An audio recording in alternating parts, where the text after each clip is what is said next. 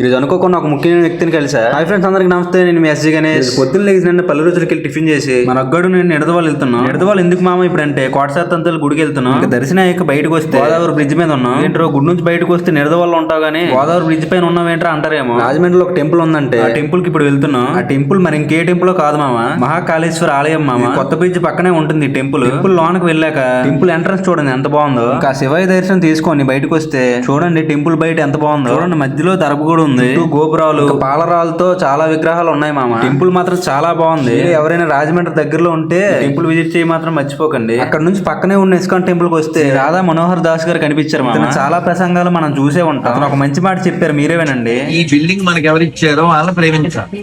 మనం కట్టించిన బిల్డింగ్ ప్రేమించకూడదు. మనకు బిల్డింగ్ కట్టించాడే ఎవరు తయారు చేసాడు? ఇది బుక్, ఇక రంగు ఎవరు వేసాడు? ఈ హైట్ ఎవడ వేసాడు? ఓనర్ ఆయన అయితే నువ్వు ఓనర్ అంటే అవునే కదా. అందుకని ఆయనకి నచ్చినట్టు ఎలా జీవించాలో భగవద్గీతలో చెప్పారు, అది ఫాలో అయిపోయింది.